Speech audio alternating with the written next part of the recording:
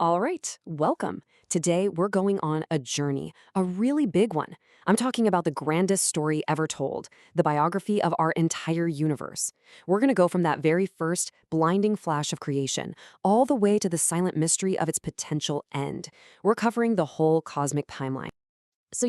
At the heart of this whole story are really two massive questions, right? The kind of questions we've been asking ourselves for centuries. They're basically the bookends of our reality. So let's just dive in right at the beginning. So, where do we start? Well, our journey begins not just at the start of something, but at the beginning of literally everything we know. This is the birth of space, of time, of all matter. We call this moment the Big Bang. Now, it's really important to get this next part right. This wasn't an explosion in space, like a firework. It was the explosion of space itself. Just try to picture it. From a single, infinitely hot and dense point, the entire fabric of reality just starts to expand, carrying all the energy and matter that would ever exist along for the ride.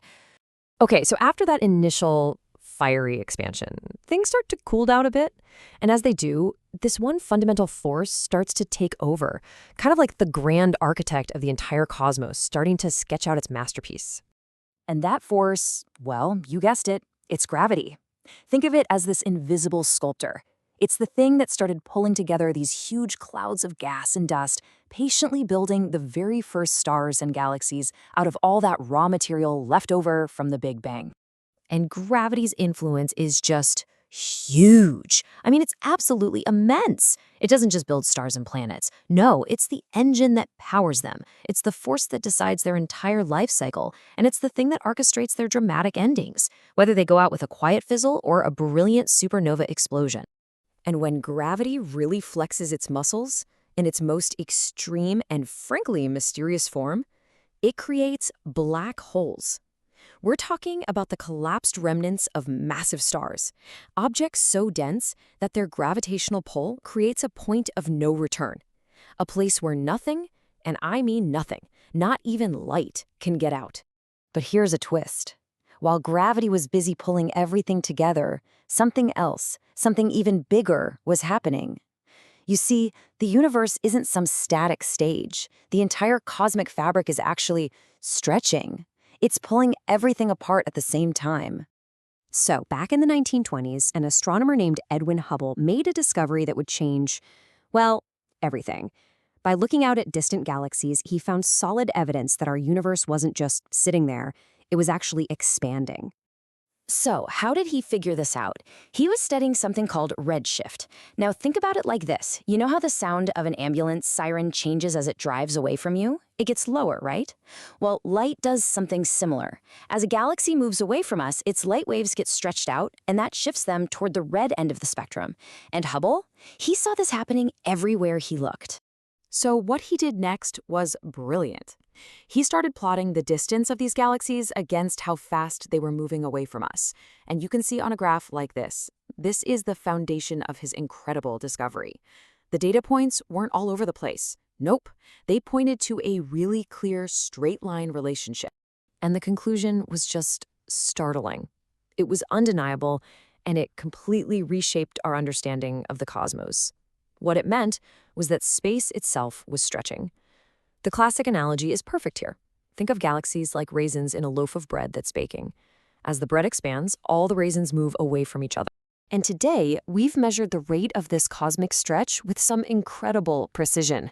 We call it the Hubble constant. Now, the number itself, it looks a little complicated, I know. It's about 73 kilometers per second per megaparsec.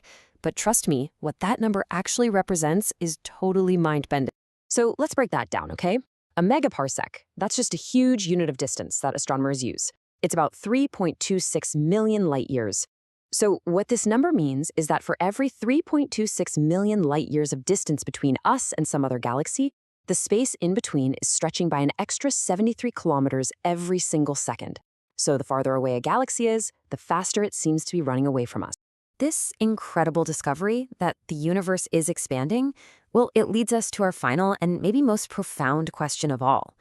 If the universe had a beginning, what about the end? How is this all going to play out? And it really all comes down to this epic cosmic tug of war. On one side of the rope, you have the outward push from the Big Bang's expansion, constantly trying to stretch everything apart. And on the other side, you've got the inward pull of gravity from all the stuff in the universe, trying to reel it all back in. So who wins this cosmic battle? Well, it all hinges on one single factor: how much stuff is actually in the universe. Scientists have a name for the exact tipping point. They call it critical density. It's the precise amount of matter and energy needed for gravity's pull to perfectly, and I mean perfectly, balance out the universe's expansion. Okay, and this leads us to three possible futures, three different roads to eternity. First, if the universe has less than that critical density, we get an open universe. That means expansion wins and it just keeps going forever. Second, if it's exactly equal, we have a flat universe. The expansion just kind of gradually slows down and coasts to a stop. But if there's more than the critical density, well, that's a closed universe.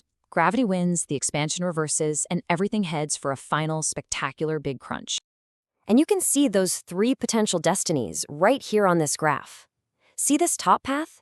That's the open universe, expanding forever into a cold, dark future. This middle one, that's the flat universe, just sort of leveling off, slowing to a stop over an almost infinite amount of time. And then there's this third path, the dramatic closed universe, where gravity takes over and everything comes crashing back in on itself. So, open, flat, or closed? What's our cosmic destiny? That's the big question, isn't it? We have this powerful, beautiful theory for where we all came from, but the ultimate fate of everything, of every star, every galaxy, you, me, every single atom, that remains one of the absolute greatest mysteries in all of science. We know how the story began, but that final chapter, it's still waiting to be read.